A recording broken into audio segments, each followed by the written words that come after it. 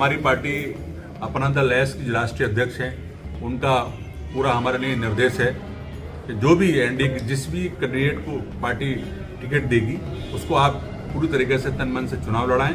और हमारे जितने भी अपना दल के एस के कार्यकर्ता हैं और हमारे भाजपा सहयोगी दल निसास पार्टी जितने भी सब लोग हैं, भाजपा कैंडिडेट को चाहे टिकट मिलेगा तो उसको लड़ाएंगे, जो वर्तमान सांसद उनको टिकट मिला तो उनको लड़ाएंगे, जिसको भी पार्टी टिकट देगी उसको हम लड़ाने का काम करेंगे, पूरी तन मन से चुनाव लड़ाएंगे।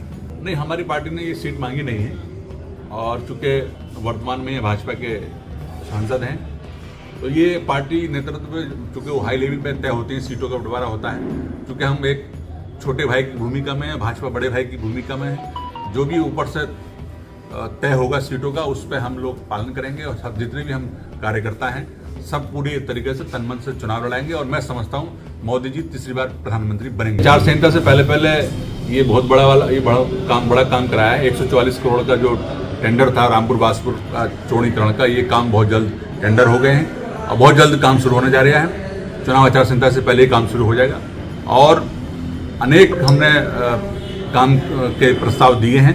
नियम 301, नियम 51 में हम विधानसभा में मुद्दे उठाए हमने।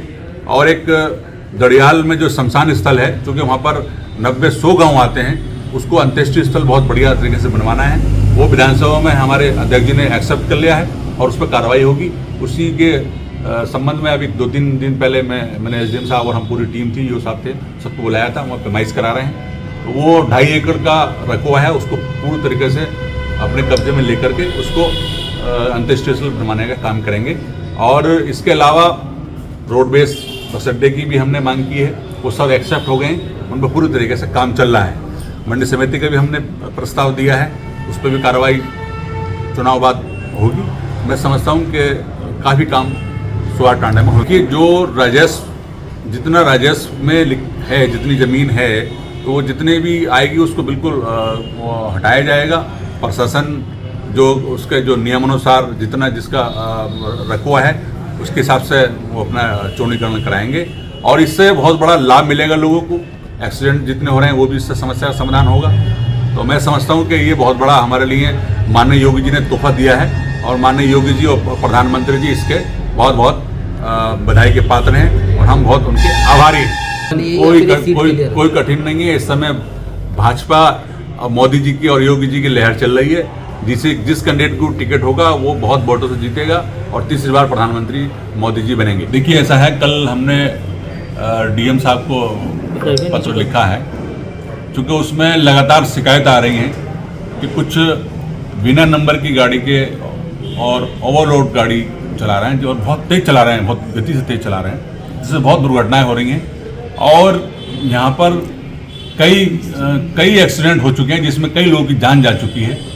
तो हमने इस संबंध में जिलाधिकारी महोदय और माननीय मुख्यमंत्री जी और कमिश्नर साहब और सभी जितने अधिकारी हैं सबको हमने पत्र भेजे हैं कि इस पर जो है उचित कार्रवाई करें और जो जनहानि हो रही है उसको रोका जाए। खनन भी होना जरूरी है, वैध खनन होना भी जरूरी है, लेकिन किसी के जनहानि भी नहीं होना चाहिए। तो इसको देखते हुए हमने, चूँकि हमसे लोग काफ़ी शिकायतें करते हैं कि यहाँ पर बहुत तेज़ी गति से लाते हैं और बहुत ही गाड़ी ऐसी चल रही हैं जो बिल्कुल नेम प्लेट नहीं है उनकी और बहुत ओवरलोड गाड़ी चल रही है। तो इस पर जिलाधिकारी जो है उस पर संज्ञान लें, ये हमने उन्हें पत्र भेजा है और इसमें काफ़ी कई बार पत्र हमने और भेजे हैं। तो इस पर कार्रवाई विधायक जी आपके द्वारा पहल भी है। देखिए, पत्र हमने भेजे हैं, उस पर कार्रवाई शायद कुछ पहले कार्रवाई हुई थी, ओवरलोडिंग को लेकर। हाँ, ओवरलोडिंग होकर कुछ कार्रवाई हुई थी, लेकिन फिर वही पुराना ढर्रा चालू कर दिया है। तो लोग बहुत जनहानि हो रही है, कई मृत्यु हो चुकी हैं। तो हमारी भी जवाबदेही है जनता के प्रति। तो इसलिए जो है सब हमने इस संबंध में जिलाधिकारी रामपुर को पत्र भेजा है और भी और नहीं, ये बात सही है कि ओवरलोड वाहन अभी भी चल रहे हैं, बेरोक टोक चल रहे हैं और काफ़ी मात्रा में चल रहे हैं और बिना नंबर प्लेट लगाए हुए चल रहे हैं।